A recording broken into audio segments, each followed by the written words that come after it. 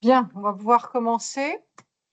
Alors tout d'abord, quelques mots de ce que j'ai à vous dire concernant les admissions passerelles 2026. On va évoquer tout ce qui concerne l'éligibilité au concours. Je vais vous parler des écoles qui font partie des admissions passerelles et vous donner quelques pistes sur comment les choisir. Je vais vous parler des voies d'admission parce qu'il y a plusieurs voies d'admission pour entrer dans ces écoles. On va aussi voir tous les avantages d'une formation en grande école de commerce et enfin, on abordera les admissions passerelles, comment ça se passe, quelles sont les dates, quelles sont les épreuves, quelles sont les modalités.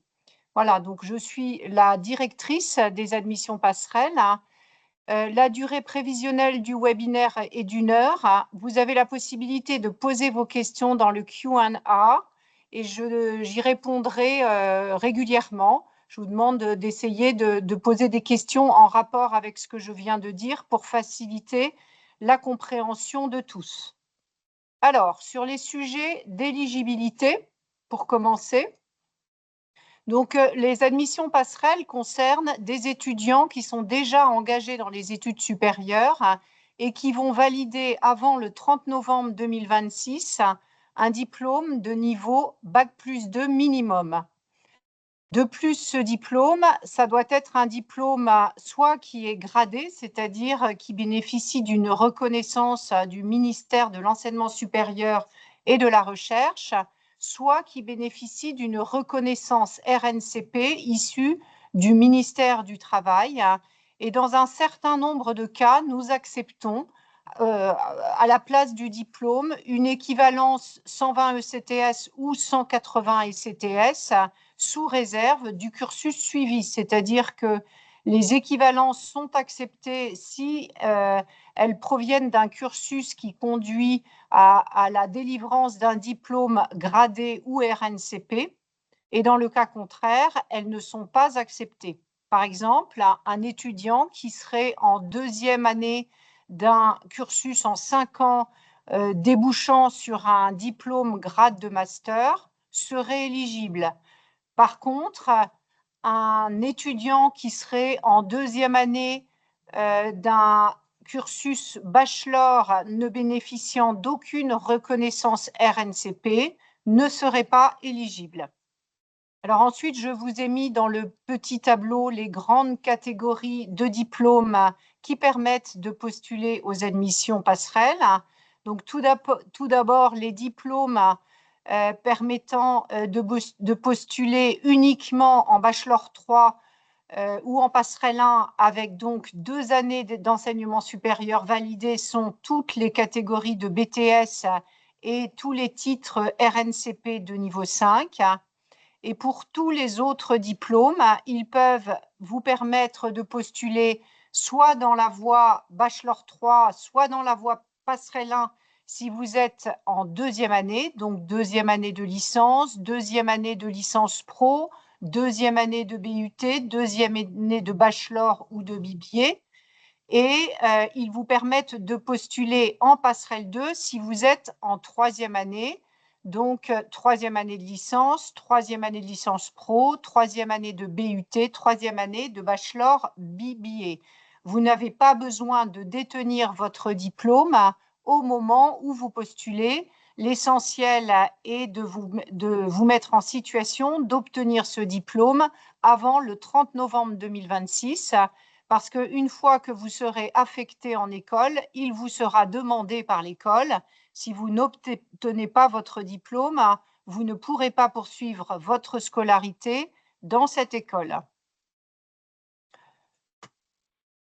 Maintenant, comment choisir son école de commerce? Alors, pour revenir de façon un petit peu large sur le paysage école de commerce en France, il faut savoir qu'en France, nous avons un très grand nombre d'écoles qui se disent écoles de commerce et qui répondent à de nombreuses dénominations comme School of Business, école de commerce, école de management, etc.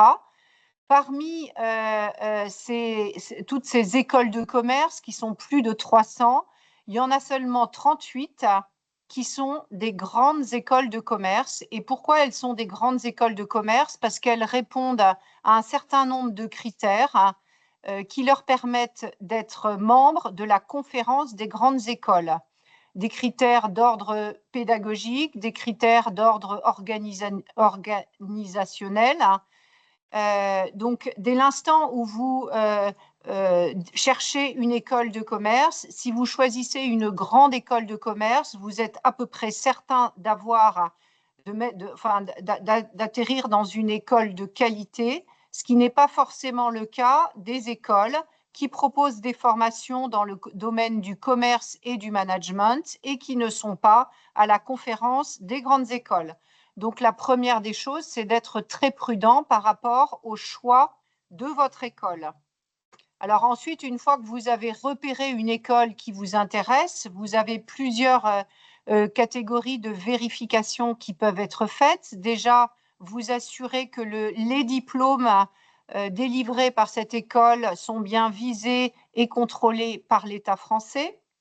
Ensuite, vérifiez comment les diplômes délivrés par l'école sont reconnus. Donc, si ce sont des diplômes qui ont le grade de licence pour ce qui concerne un diplôme de niveau Bac+3 ou le grade de master pour ce qui concerne un diplôme de niveau Bac+5, ce sont des bons diplômes qui sont reconnus sur le marché du travail et qui vous permettent de constituer un bagage de connaissances et de pratiques très intéressant pour votre avenir professionnel.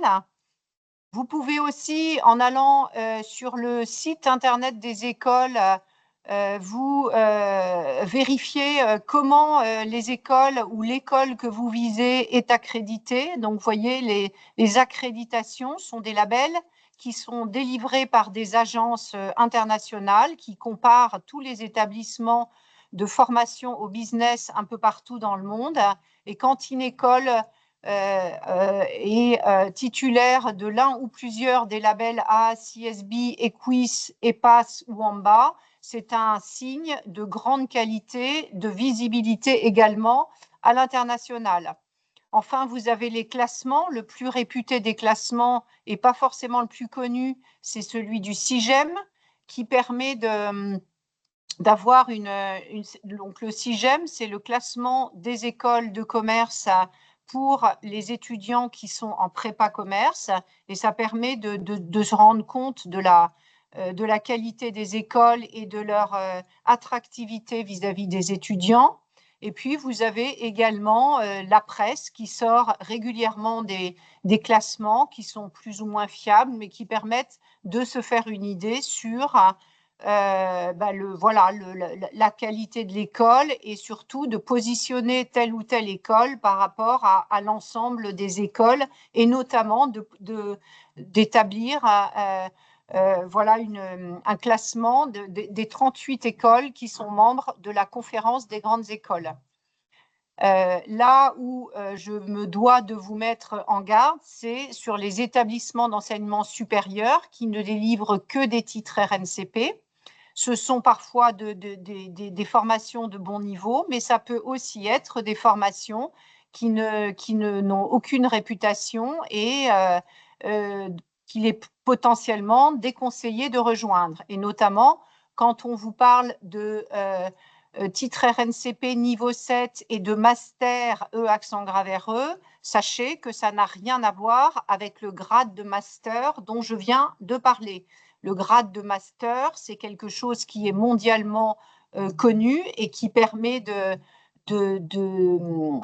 qualifier une formation, y compris à l'international.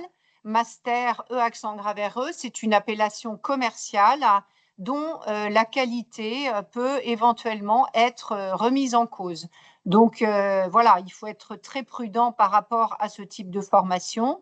Et la prudence, c'est peut-être de plutôt choisir une grande école de commerce parce que ce sont des établissements qui sont contrôlés et dont la qualité de la formation, la qualité pédagogique est absolument garantie. Alors, les écoles des admissions passerelles, elles sont au nombre de 3. Donc, vous avez l'EM Normandie qui a 3 campus, un campus au Havre, un campus à Caen et un campus à Paris. Vous avez l'Institut Mines Télécom Business School qui a un campus à Évry au sud de Paris. Et vous avez l'école Burgundy School of Business qui a un campus à Dijon et un autre à Lyon. Ces 3 écoles, elles proposent 2 voies d'admission. Donc, une admission en 3e année de bachelor pour intégrer le programme bachelor et obtenir au terme de ce programme un diplôme de niveau Bac+3 grade de licence, donc un diplôme de bon niveau qui peut vous permettre d'ensuite poursuivre des études ou de rejoindre le marché du travail. Donc, vous voyez que dans cette voie, BSB offre 250 places, l'EM Normandie en offre 230 et l'IMTBS en offre 50. Et puis, vous avez le programme Grande École auquel vous pouvez postuler soit avec un diplôme de niveau Bac+2 pour entrer en première année de programme Grande École et être diplômé 3 ans plus tard d'un diplôme Bac+5 grade de master, soit vous pouvez postuler avec un diplôme de niveau Bac+3 pour faire 2 ans d'études en école et pareil, obtenir ce diplôme Bac+5 grade de master. Le nombre de places dans la voie P1 est relativement restreint. Par contre, vous voyez qu'en P2, on a 1000 places pour BSB, 600 places à l'EM Normandie, 300 places à IMTBS. Donc, ça permet d'accueillir un certain nombre d'étudiants. En même temps, il y a beaucoup d'étudiants qui postulent dans nos écoles parce que voilà, elles ont une excellente réputation et donc il faut anticiper par rapport au choix et ne pas trop attendre pour postuler parce que malgré tout, malgré ce grand nombre de places, on a chaque année des étudiants qui, à force d'attendre, se retrouvent sans admission pour la rentrée scolaire suivante. Voilà, ceci dit, les admissions viennent d'ouvrir et donc vous avez encore un peu de temps pour postuler. Comment faire pour choisir entre ces 2 parcours d'études? Donc, le programme bachelor, c'est une formation dite courte puisqu'elle est diplômante à Bac+3. Donc, le programme bachelor dans les 3 écoles passerelles vous permettent d'obtenir un diplôme Bac+3 grade de licence. Ce programme, il est parfait pour ceux qui n'ont pas envie de s'engager dans des études trop longues, qui ont envie de rejoindre rapidement le marché du travail, pour ceux aussi qui souhaitent étudier en alternance dès l'année de Bac+3. Voilà. Le programme Grande École, lui, bien sûr, il a le mérite d'offrir un diplôme un petit peu plus qualitatif, puisque c'est un diplôme Bac+5, grade de master, qui offre plus de perspectives que le diplôme Bac+3, grade de licence.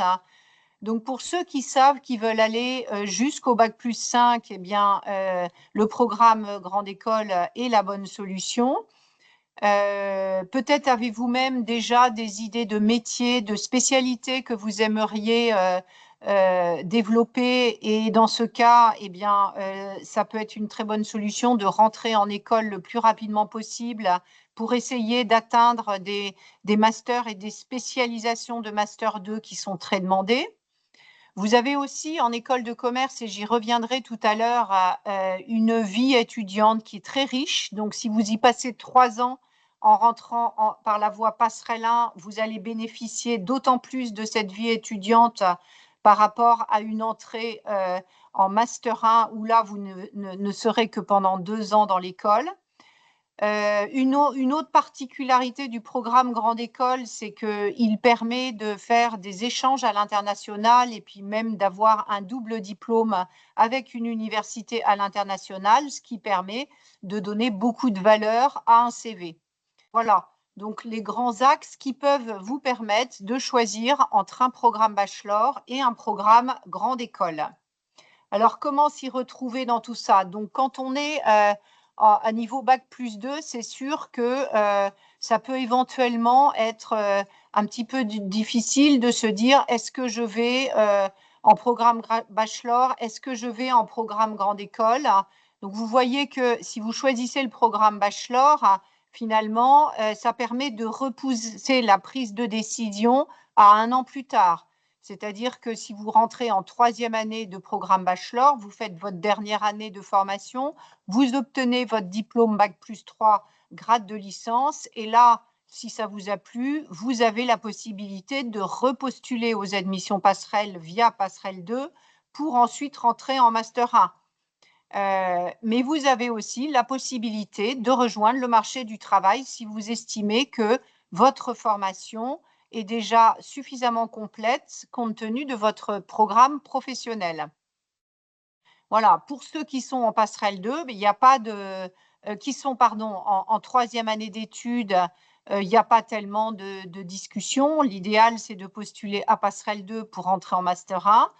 Néanmoins, je me permets de signaler qu'on a chaque année des Passerelles 2 qui décident, des Bac+3, pardon, qui décident de postuler au programme bachelor, par exemple, parce qu'ils ont peur de ne pas valider leur année. Donc, ils vont se dire, bah, très bien, je vais aller tout de suite sécuriser une entrée en grande école via le programme bachelor plutôt que de risquer de me retrouver sans rien fin juin et sans possibilité de bifurquer. Voilà. Donc, voilà un petit peu les cheminements possibles au sein des écoles et au sein de ces 2 programmes d'études qui sont tous les 2 très réputés.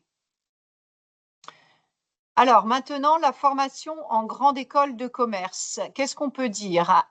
Une des grandes caractéristiques de la formation en école de commerce, c'est qu'elle allie les connaissances, la transmission de connaissances académiques, et elle est également professionnalisante. Que vous soyez en initiale ou en alternance, les grandes écoles de commerce font tout pour vous favoriser le lien avec les entreprises via des stages, via de l'alternance. Les cours sont assurés par des enseignants-chercheurs. C'est important de le souligner parce que les enseignants-chercheurs travaillent beaucoup en réseau avec, sur leur spécialité, des chercheurs du monde entier, et c'est eux qui vont tirer l'école vers le haut pour la faire connaître, y compris à l'international. Et puis, il y a aussi des cours qui sont assurés par des professionnels en exercice, ce qui permet de se projeter dans la déclinaison des connaissances académiques sur le terrain. Les expériences professionnelles, donc, elles sont encouragées tout au long de la formation, que ce soit via l'alternance, que ce soit via des stages de fin d'année, que ce soit via des expériences qui peuvent être vécues tout au long de la formation. Et puis, en école de commerce, il y a un réseau d'anciens qui est la plupart du temps extrêmement dynamique et qui participe à votre arrivée réussie vers le marché du travail, dans la mesure où les diplômés de l'école apprécient de se mettre en relation avec les étudiants pour proposer des stages, pour présenter leur activité à l'occasion d'événements professionnels, ou tout simplement leur secteur d'activité, même parce que parfois certains métiers peuvent être assez différents d'un secteur d'activité à un autre. Et enfin, les écoles proposent aux étudiants du conseil sur mesure pour les aider tout au long de leur progression à faire des choix en fonction de leur goût et de leurs objectifs. Donc, façon coach individuel. Voilà des exemples d'entreprises partenaires de nos écoles. Vous voyez qu'il y en a certaines qui ne sont pas très connues, d'autres qui sont des grands noms de la vie économique de notre pays. Ce sont des entreprises qui ont pour habitude de prendre d'embaucher des jeunes diplômés de grandes écoles de commerce, et que ce soit pour un CDI post-diplomation ou pour des stages ou des alternances. Alors l'alternance, justement, je vais développer un petit peu parce que je sais qu'il y en a beaucoup d'entre vous qui songent à faire leur formation en école de commerce grâce à l'alternance. Donc l'alternance consiste à donc finalement signer un contrat avec une entreprise et avec votre école pour vivre à la fois une expérience professionnelle longue et qui peut être valorisée sur votre CV et vous former. Le rythme de l'alternance, il diffère d'une école à l'autre, mais en gros, ça va être une période courte à l'école d'1 semaine et puis ensuite une période un peu plus longue en entreprise. L'intérêt de l'alternance, c'est aussi que c'est l'entreprise qui va financer l'école et puis vous êtes rémunéré, vous êtes considéré comme un salarié de l'entreprise pour les périodes où vous êtes en entreprise et donc vous êtes rémunéré, ce qui vous permet en plus d'assumer plus facilement vos frais de vie. Voilà, donc c'est une opportunité qui intéresse beaucoup d'étudiants, qui est proposée par les 3 écoles du concours passerelle en 3e année de bachelor et à partir du master 1. Ça nécessite quand même, quand on est en alternance, d'avoir un grand sens de l'organisation parce que les étudiants qui sont en alternance, ils ont des emplois du temps très chargés puisque après leur journée de travail, souvent, ils peuvent se retrouver à avoir du travail scolaire à préparer en vue de leur prochaine session de formation à l'école. Et puis, un autre petit bémol, si on peut dire, à l'alternance, c'est que quand vous êtes en alternance, vous ne pouvez pas partir à l'international. Or, les écoles ont de très nombreux partenariats avec des universités à l'international qui permettent aux étudiants qui le peuvent de vivre des expériences absolument uniques d'immersion dans des pays et qui permettent aux étudiants de progresser très rapidement en maturité et de valoriser là aussi leur CV de façon significative. Justement, l'international. Alors l'international, donc comme je le disais, il y a dans toutes les écoles de très nombreuses destinations possibles, plus d'une centaine, même pour certaines écoles, plus de 200 destinations possibles dans des universités un peu partout dans le monde. Mais cet international, il est en fait présent, y compris sur les campus en France, parce que selon la spécialité que vous choisirez en école, vous avez la possibilité de suivre les cours complètement en anglais. Et vous avez également pas mal d'étudiants internationaux qui viennent étudier dans nos écoles et également des enseignants qui viennent pour quelques mois donner des cours en France. Et enfin, pour ceux qui apprécient l'apprentissage des langues, il y a des laboratoires de langue qui permettent de vous préparer à passer des tests, notamment pour l'anglais. L'anglais est indispensable pour valider le diplôme. Vous devez avoir, pour valider votre diplôme de master, pour le diplôme de licence, il n'y a pas d'exigence de niveau d'anglais. Mais pour le diplôme de master, vous devez valider au moins 800 points TOEIC. Voilà, pour vous donner un ordre de grandeur. Donc, c'est important de travailler son anglais. Dans certains cas, ça peut être difficile parce que je sais que certains étudiants n'ont pas forcément l'opportunité durant leurs premières années d'études supérieures de travailler leur anglais. Mais on peut rentrer en école de commerce avec un niveau d'anglais pas très élevé et avoir l'opportunité, une fois en école, de progresser relativement facilement grâce à cet écosystème international. Voilà. Autre aspect des grandes écoles de commerce, c'est la vie étudiante qui est très riche. Il y a dans toutes les écoles de nombreuses associations qui offrent aux étudiants la possibilité de se retrouver autour de centres d'intérêt commun, que ce soit dans le domaine sportif, culturel, humanitaire. Et ce sont aussi souvent des expériences qui peuvent être ajoutées au CV.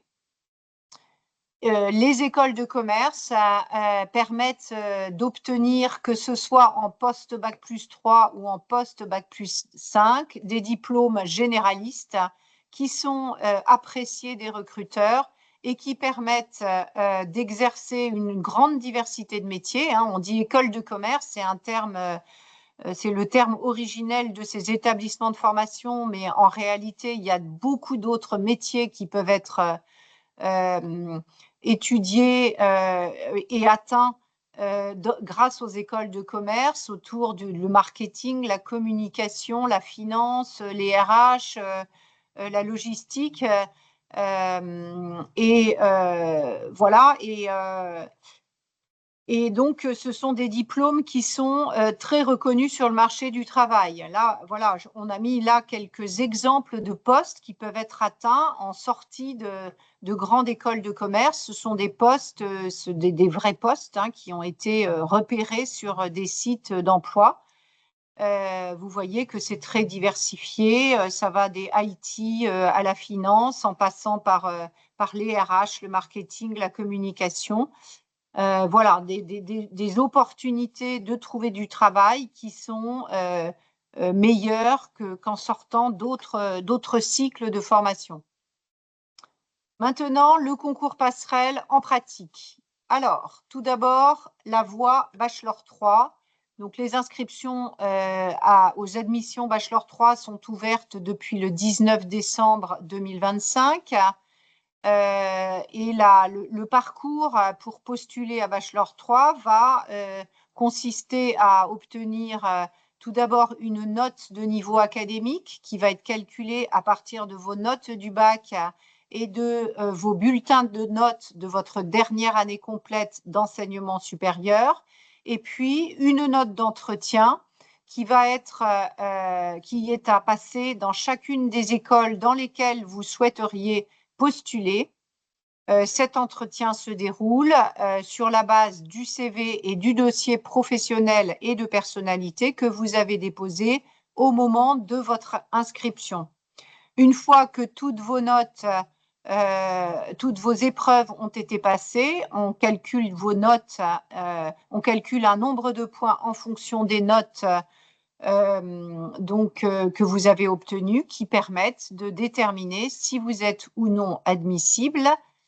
Voilà les coefficients de pondération des notes pour la voie Bachelor 3. Donc, vous voyez que BSB donne une part égale entre la note de niveau académique et la note d'entretien, tandis que les deux autres écoles privilégient un petit peu plus l'entretien que la note de niveau académique. Voilà, et une fois que vous savez que vous êtes admis en école, vous allez avoir à prendre la décision de choisir votre école, c'est-à-dire de vous y affecter. Et une fois que vous êtes affecté dans cette école, eh bien, les admissions passerelles sont terminées et votre dossier est présenté à l'école qui va vous enregistrer parmi ses futurs étudiants. Pour ce qui concerne la voie P1 et P2, c'est un petit peu le même principe, mais les modalités ne sont pas tout à fait les mêmes, puisque là, vous n'avez pas besoin de déposer vos notes du bac et bulletins de l'année précédente. Par contre, vous avez un test d'anglais à passer qui est commun à toutes les écoles, qui peut être le test d'anglais proposé par Passerelle ou un score obtenu sur un test externe, à savoir le TOEIC, le TOEFL, l'IELTS, le Cambridge. Ensuite, le principe est le même. On va vous calculer un nombre de points sur la base des coefficients propres à chaque école. Donc là, c'est quasiment les mêmes, comme vous pouvez voir, sur les 3 écoles. Et donc après, une fois que vous savez que vous êtes admis, vous devez choisir votre école et vous y affecter. Je reviendrai un petit peu plus loin sur cette notion d'affectation. Il est tout à fait possible de postuler dans une seule école ou dans 2 ou dans 3, et il se peut que à l'arrivée, vous soyez admis dans les 3 écoles si vous avez passé les 3 entretiens, ou bien admis dans seulement une école sur 2. Voilà, le résultat en nombre de points que vous allez obtenir, il va être propre à chaque école. Une fois que, donc, si vous êtes admis dans plusieurs écoles, vous allez avoir à choisir au final dans quelle école vous allez vous affecter.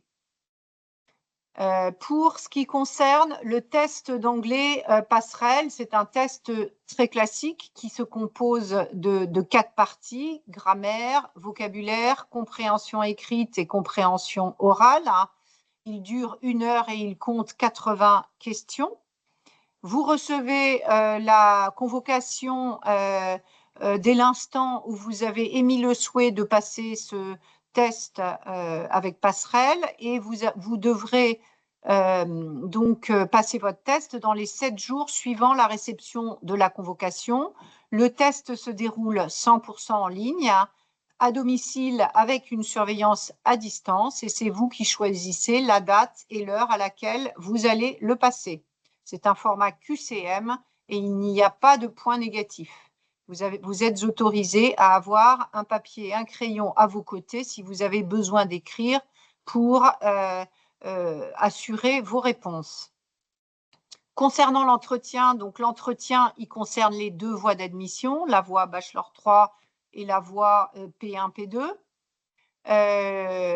Donc, c'est un temps d'échange avec un jury qui représente l'école et qui va avoir pour but d'évaluer votre projet d'études, votre ambition en termes de formation, en termes de projet professionnel, votre envie de participer à la vie de l'école et votre créativité.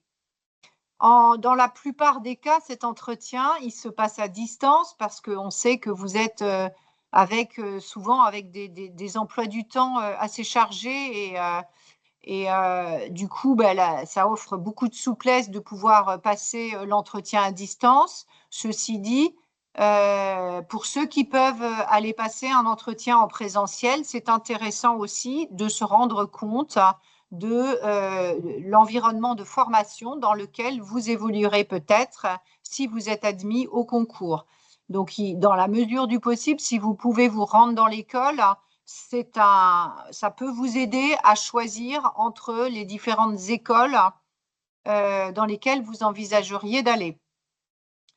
Le CV et le dossier de professionnel et de personnalité, comme je le disais tout à l'heure, vont servir au jury pour bien comprendre votre projet, votre motivation. Donc, il faut vraiment prendre le temps de bien les préparer, ce CV et ce dossier professionnel et de personnalité, pour être aussi convaincant que possible lorsque le jury va vous poser des questions pour affiner la connaissance et l'idée qu'il se fait de vous au travers de ces 2 documents. Voilà, l'entretien, il dure 25 minutes et puis le jury prend un temps de 5 minutes avant de passer au candidat suivant pour déterminer voilà, la qualité de votre candidature et vous attribuer une note. Le calendrier du candidat. Donc, comme je l'ai déjà dit, les inscriptions sont ouvertes depuis quelques jours. On a déjà beaucoup de candidats qui sont engagés dans le parcours admission passerelle. On a eu les premiers entretiens qui se sont déroulés cet après-midi. Donc, une fois que vous avez commencé votre inscription, on va vous demander, la première chose qu'on va vérifier, c'est votre éligibilité pour éviter de vous faire passer toutes les épreuves et s'apercevoir trop tard qu'en fait, vous n'étiez pas éligible. Donc, vraiment, la première des choses, c'est de voir votre éligibilité. Et puis, une fois que vous avez confirmé votre souhait de vous inscrire, vous allez avoir un petit temps de préparation dont la durée est à votre convenance, en fait, pour préparer votre CV, répondre aux questions du dossier professionnel et de personnalité. Et une fois que ces différents documents sont prêts, vous allez pouvoir prendre rendez-vous pour passer vos entretiens. En parallèle de ça, il y a le passage du test d'anglais pour ceux qui souhaitent passer le test d'anglais avec Passerelle. J'en profite pour dire que nous proposons aux candidats qui passent le test d'anglais avec Passerelle 2 tests qui permettent de s'entraîner et de s'habituer à la plateforme d'examen. Ensuite, vos entretiens, vous allez pouvoir les prendre à peu près dans les 6 semaines suivant la date à laquelle vous commencez à prendre vos rendez-vous. Donc là, par exemple, actuellement, les rendez-vous les plus lointains sont programmés pour la première semaine de janvier, après le retour des vacances de Noël. Une fois que vous avez passé tous vos entretiens, vous allez obtenir vos résultats d'admission. Et ensuite, après avoir eu vos résultats d'admission, vous avez 48 heures pour choisir votre école et vous y affecter. Vous avez la possibilité, si vous hésitez entre les deux voies d'admission, de vous inscrire à la fois à Bachelor 3 et à Passerelle 1, ça concerne ça, ou à Bachelor 3 et à Passerelle 2, mais bon, c'est plutôt pour les étudiants de niveau Bac+2, cette opportunité. Donc, vous pouvez tout à fait vous présenter dans les deux voies. Si vous faites ça, vous devez passer, par exemple, si vous vous présentez dans les deux voies dans une même école, vous allez avoir 2 entretiens à passer. Un entretien Bachelor 3, c'est exclusivement pour rentrer en programme Bachelor. Un entretien P1 ou un entretien P2, c'est exclusivement pour rentrer dans un programme grande école. D'autre part, une chose importante à savoir pour ceux qui sont décidés à postuler à Passerelle, je vous encourage à vous inscrire maintenant parce que pour l'accès au programme grande école, donc voie Passerelle 1 et Passerelle 2, aucun résultat d'admission ne sera communiqué entre le 16 janvier et le 16 février. Donc, idéalement, nous vous recommandons si vous êtes décidé pour postuler dans l'une de nos écoles, de vous inscrire et de prendre vos rendez-vous d'entretien avant le 12-13 janvier pour avoir vos résultats avant le 16 janvier et éviter d'être bloqué pendant un mois par cette période de gel des annonces qui concerne toutes les écoles de la conférence des grandes écoles. Et puis, on a une deuxième période entre le 9 mai ou le 9 juin où également, il n'est pas possible pour les candidats d'avoir un résultat d'admission. Les droits d'inscription et les solutions de financement. Donc, les frais de dossier s'élèvent à 50 €. Vous n'avez pas de frais supplémentaires si vous souhaitez vous inscrire aux deux voies Bachelor 3 et Passerelle P1 et P2. C'est gratuit pour les étudiants qui sont boursiers du Crous sur la période 2025-2026. Voilà. Et puis, après se pose la question des arts. Donc, pour vous affecter en école, si vous postulez à Passerelle 1 ou à Passerelle 2, vous allez avoir pour vous affecter à régler des arts de 500 € qui ne seront pas remboursés sauf si vous ratez votre diplôme. En cas de non-obtention de diplôme, alors là, on vous rembourse vos arts. Ces arts s'élèvent à 5 000 € pour les candidats internationaux qui ne sont pas d'une nationalité d'un pays Schengen. Voilà. Après se pose la question du financement de votre formation une fois que vous êtes en école. Donc, bien entendu, comme je le disais tout à l'heure, hein, la meilleure des solutions, si je puis dire, c'est de choisir une formation en alternance. Donc, je dois dire que le Passerelle ne vous garantit pas de place en alternance. Passerelle vous garantit une place en école. Une fois que vous allez ensuite arriver en école, vous aurez à vous prononcer sur une formation initiale ou une formation en alternance, puis sur un campus d'études. Et ça, c'est après avoir choisi votre école qu'on vous posera des questions sur ce sujet. Les formations en alternance sont très demandées et le nombre de places est limité. Donc, pour ceux qui souhaitent étudier en alternance, il est vivement conseillé de s'inscrire rapidement pour ensuite pouvoir se consacrer à la recherche d'alternance, et ce, d'autant plus que les écoles, à partir du mois de mars, offrent la possibilité aux étudiants affectés de bénéficier des offres d'alternance qui arrivent directement dans les écoles. Si vous n'étudiez pas en alternance, eh bien, vous avez la possibilité de faire des stages rémunérés, des jobs étudiants qui vous permettront de mettre un petit peu d'argent de côté. Vous avez aussi la possibilité de faire une année optionnelle. Vous allez arrêter, stopper vos études, par exemple, entre le Master 1 et le Master 2 pour travailler, mettre de l'argent de côté et reprendre en Master 2. Vous pouvez ne pas faire d'alternance en Master 1 et en faire en Master 2. Ça, c'est aussi une opportunité à connaître qui peut vous permettre de partir à l'international, sachant que les départs à l'international, c'est souvent le deuxième semestre du Master 1. Voilà, dans beaucoup de cas, les étudiants qui décident d'étudier en initiale ont plusieurs sources de financement. Ça va être un petit peu la famille, un petit peu les stages, un petit peu un emprunt. Voilà, il ne faut pas croire qu'il y a des solutions toutes faites pour tout le monde. Il y a beaucoup d'étudiants qui se débrouillent par leurs propres moyens pour financer leurs études. Voilà, j'en ai fini avec cette présentation. Donc, si vous avez des questions, c'est le moment de les poser. Pour l'instant, je n'en vois pas. N'hésitez pas à les poser. Ça y est, voilà, Noémie qui demande si les entretiens individuels peuvent être faits en visio. Oui, ils peuvent être faits en visio et c'est vous qui allez décider si vous le faites en visio ou en présentiel. Est-ce qu'il y a d'autres questions?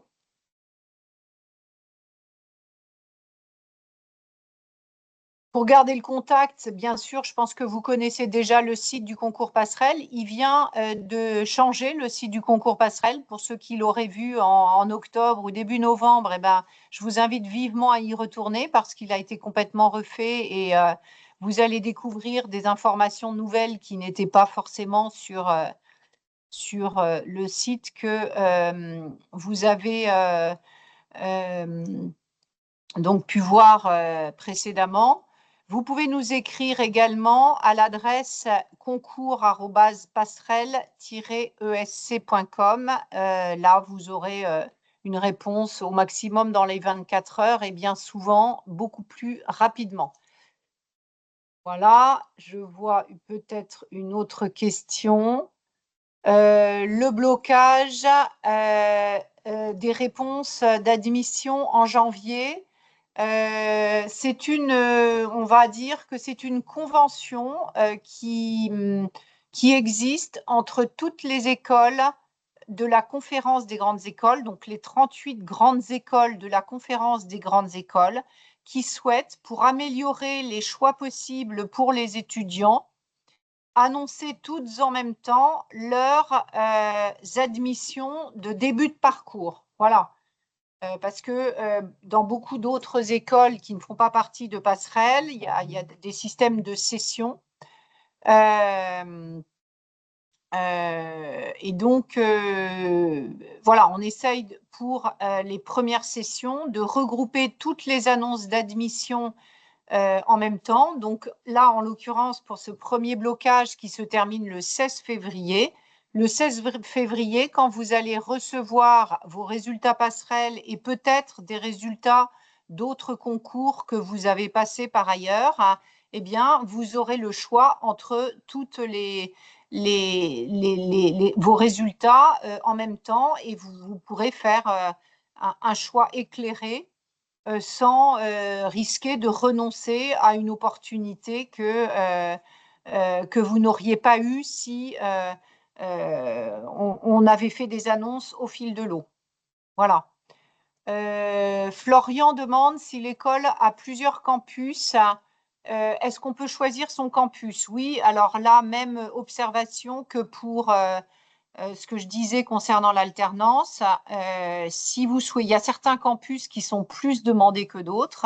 Donc déjà, pour choisir votre campus, vous devez vous affecter dans l'école. Hein. Vous ne pouvez pas dire à BSB sans vous être affecté, je veux aller étudier à Lyon. Vous devez d'abord vous affecter, régler vos arts, remplir votre dossier, faire enregistrer votre candidature en école et ensuite, on va vous poser la question sur quel campus souhaiteriez-vous étudier? Et là, vous pourrez voilà, répondre. Il faut savoir que donc certains campus sont plus demandés que d'autres et donc plus vous vous inscrivez tôt, plus vous obtenez vos résultats tôt et plus vous avez de chances d'obtenir le campus dont vous rêvez. Est-ce qu'il y a d'autres questions? Je n'ai. Alors, si je vois quelles écoles est la mieux placée pour aller dans les métiers de la finance, elles sont toutes très bien placées. Les métiers de toutes les écoles ont des spécialisations dans le domaine de l'audit et de la finance. Peut-être que si ce que je peux dire concernant BSB, c'est que quand vous étudiez en finance à BSB, vous avez la possibilité de valider en parallèle les unités du DSCG et donc de peut-être pouvoir, si tel est votre souhait, poursuivre après votre diplôme plus facilement jusque vers l'expertise comptable. Voilà, ceci étant dit, les 3 écoles offrent des filières finance qui peuvent être très intéressantes et qu'il convient de regarder bien en détail parce qu'il peut y avoir des spécialités par secteur d'activité qui vont plus vous intéresser. Il faut vraiment essayer d'avoir, je pense, quand on entre en école de commerce, une vision un petit peu sélective de votre projet professionnel pour vous aider à choisir en conséquence votre école et votre spécialité de Master 2. Quel score du TOEIC minimum faut-il avoir pour avoir des chances d'être admis? Il n'y a pas de score minimum. Comme vous l'avez vu sur la slide avec les coefficients, le coefficient sur l'anglais est relativement bas. L'idéal, bien sûr, c'est d'avoir une note pas trop basse parce que plus votre note est élevée, plus vous avez de points pour l'admission finale. Après, je vois aussi pas mal d'étudiants passés qui obtiennent de très bonnes notes à l'entretien et des notes nettement moins bonnes à l'anglais, et c'est-à-dire des notes inférieures à 10 pour 10 sur 20. Voilà, c'est pas bloquant. C'est pas bloquant pour entrer en école d'avoir une note, mais par contre, il faut savoir que si vous avez un niveau B1 en anglais, il faut vous attendre à devoir quand même bien travailler votre anglais une fois que vous serez en école pour pouvoir valider votre diplôme.